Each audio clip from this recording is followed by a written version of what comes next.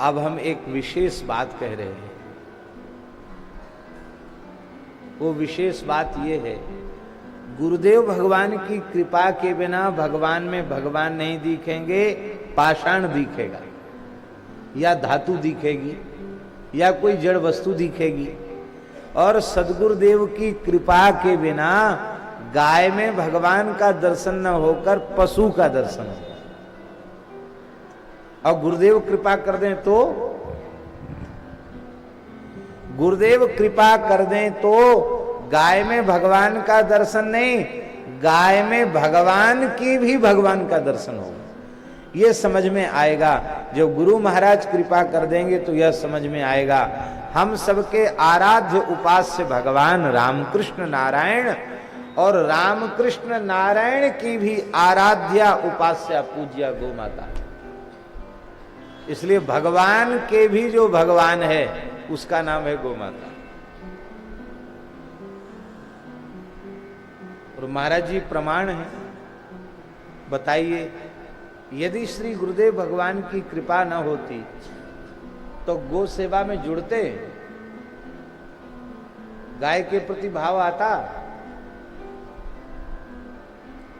महाराज जी के मुख से हमने सुना, किसी भी प्रकार की असाध्य समस्या से ग्रसित लोग महाराज के निकट आते हैं और महाराज कहते गाय को प्रणाम करो, गाय को गुड़ खिला दो, गाय को चारा खिला दो, वो ठीक हो जाता है।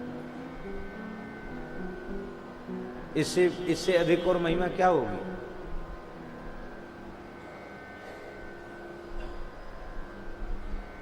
गाय में संपूर्ण देवताओं का निवास है, संपूर्ण तीर्थों का निवास है, संपूर्ण वेद की ऋचाओं का निवास है, संपूर्ण शास्त्रों का निवास है। इसलिए गाय से सब कुछ प्राप्त किया जा सकता है। प्रत्येक गाय कामधेनु है, आप जो चाहो गाय से प्राप्त हो जाए। पर यह ज्ञान भी बिना सद्गुरुदेव की कृपा के नहीं होता। इसलिए आज गुरु महाराज के इस दिव्य उत्सव में हम लोग गुरुजनों की, आचार्यों की कृपा से गौ माता की महिमा कहेंगे। गौ माता में सभी ऋषि, सभी देवता, सभी तीर्थ विराजते हैं, इसलिए गौ माता की महिमा नहीं। ऐसा न समझें कि इसमें सब विराजते इसलिए गौ माता की महिमा नहीं।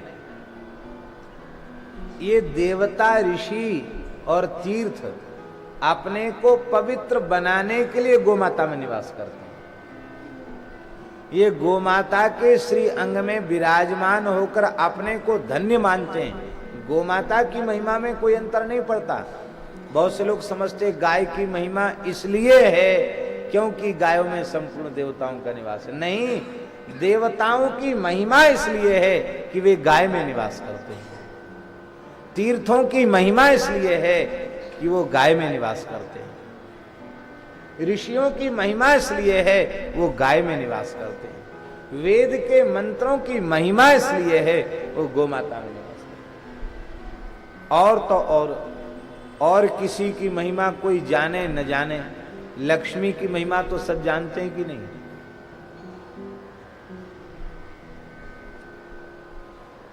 लोगों ने तो यहां तक कहावत स्वामी जी बना रखी है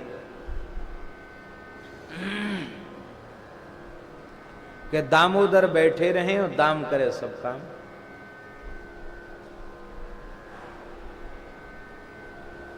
या जग में दो बड़े और दामोदर एक दाम, दामोदर बैठे रहें, दाम करे सब काम। भगवान को कोई न चाहे भले, पर लक्ष्मी को सब चाहता है। संपत्ति की, ऐश्वर्य की अधिष्ठात्री शक्ति लक्ष्मी को सब चाहते हैं। पर भगवान के बिना जो लक्ष्मी को चाहते हैं उनको अलक्ष्मी ही प्राप्त होती, लक्ष्मी प्राप्त नहीं होती। इसलिए हमें उलूक वाहनी लक्ष्मी नहीं चाहिए, हमको गरुड़ पर विराजमान नारायण के सहित लक्ष्मी चाहिए। बोलो लक्ष्मी नारायण भगवान की जय। लक्ष्मी जी की इतनी महिमा क्यों है? लक्ष्मी जी की इतनी महिमा इसलिए है क्योंकि लक्ष्मी जी वो गौ माता के गोबर में निवास करती है। महाभारत में ये प्रसंग बहुत विस्तार से दिया, बहुत सुंदर प्रसंग है। लक्ष्मी जी 27 पृष्ठ पर। अतिशय महिमा जान के लक्ष्मी गोमय में रही। अतिशय महिमा जान के लक्ष्मी गोमय में रही। सब देवन को बास हमें भी ठोर दिखाओ। सब देवन को वास हमें भी ठोर दिखाओ। मेरी महिमा समझी देव दुर्लभ यश पाओ। मेरी महिमा समुझी देव दुर्लभ यश पाओ। गो माता ने कही देवी निज महिमा राखो। गो माता ने कही देवी निज महिमा राखो। हम मुनि सम निरपेक्ष शांत हरि में राखो। हम मुनि सम निरपेक्ष शांत हरि में राखो। करो कृतारथ मोय हो गौ माता गो मैं कहे। करो कृतारथ मोय हो गौ माता गो मैं कहे। अतिशय महिमा जान के लक्ष्मी गोमय में रही। हाँ अतिशय महिमा जान के लक्ष्मी गोमय में रही।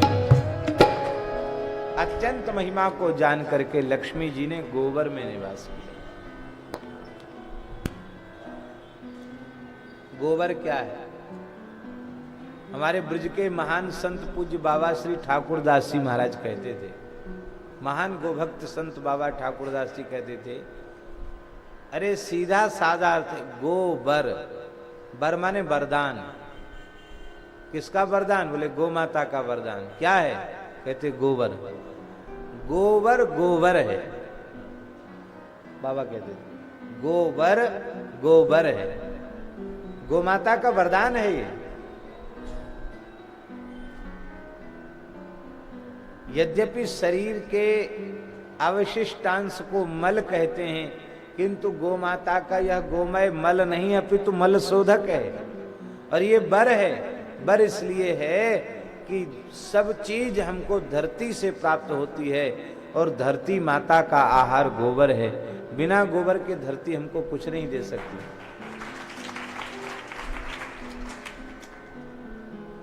आपके पास गैया है और खूब दुधारू गाय है, और उस दुधारू गाय को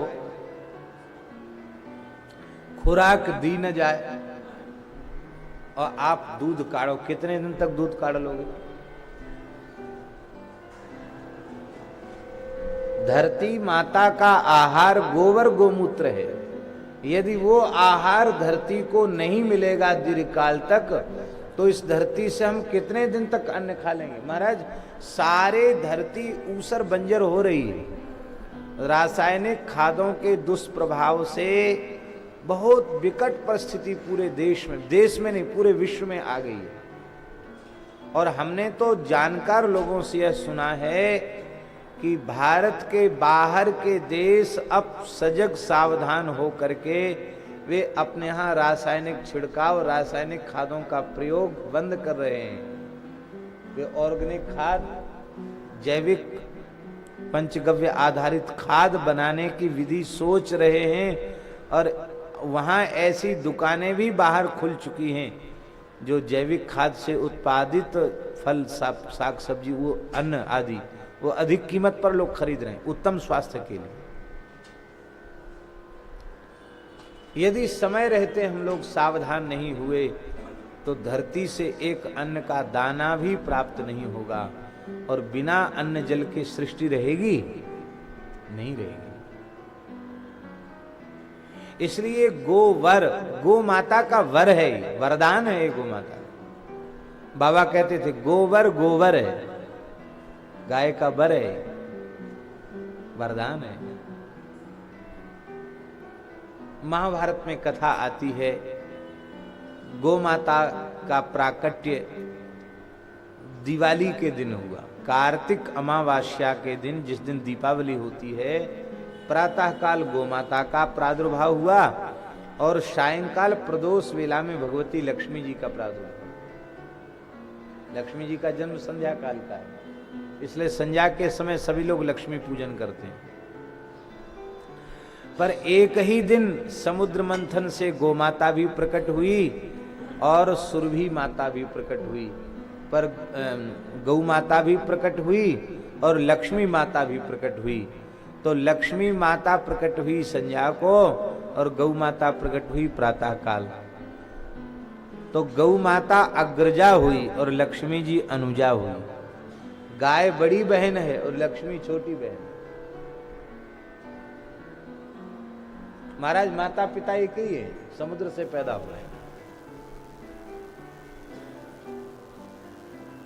सिंधी समाज में तो जो उनके मूल आचार्य जिनको कहा जाता है श्री झूलेलाल जी महाराज, वो किससे प्रकट है? वरुण के स्वरूप हैं, समुद्र से ही तो प्रकट हैं।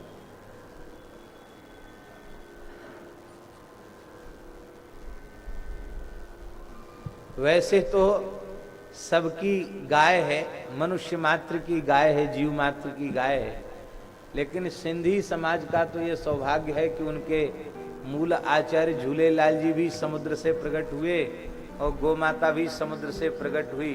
तो उनका तो गो माता से आचार्य संबंध है, पूज्य संबंध है। और आज जैसे गिर नस्ल की गाय सारे विश्व में उसका नाम है, किसी जमाने में लाल सिंधी जो भारतीय नस्ल गो माता की थी, किसी जमाने में वो नस्ल सर्वोपरि मानी जाती। उस नस्ल को संवर्धित करने का श्रेय सिंधी समाज को ही था। दुर्भाग्य से भारत माता का विभाजन हुआ, भारत की धरती के टुकड़े हुए और उसमें पूरा सिंध प्रांत ही हमारा नष्ट भ्रष्ट हो गया। और जब सिंध प्रांत नष्ट भ्रष्ट हुआ तो उनकी गोपालन संस्कृति भी प्रभावित हुई, गोपालन संस्कृति भी प्रभावित हुई। इसलिए प्राचीन परंपरा रही है, प्रातः काल गोपूजन दिवाली के दिन हो और सायंकाल लक्ष्मी जी का पूजन हो। प्रातः काल दीपावली के दिन कोई गो माता की सेवा न करे, गो माता की पूजा न करे, आरती न करे, और सायंकाल को लक्ष्मी जी की ही केवल आरती पूजा करे। तो लक्ष्मी जी आएंगी तो जरूर उसके घर में, पर उल्लू पर बैठकर आएंगी, गरुड़ पर बैठकर नहीं आएंगी। अब प्रातः काल गो माता का पूजन उल्लासनगर में आके आप लोग कर देंगे, आरती पूजा करके तब संध्या को लक्ष्मी जी का पूजन करेंगे, तो गरुड़ पर बैठकर लक्ष्मी जी घर में आएंगी। अब आप लोग बताओ, उल्लू पर बैठी वाली लक्ष्मी जी घर में बुलाना चाहते हो कि नारायण के सहित गरुड़ पर विराजमान लक्ष्मी जी को बुलाना चाहते हो? क्या करना चाहते हो? नारायण के सहित गरुड़ पर विराजमान लक्ष्मी जी को चाहते हो कि नहीं?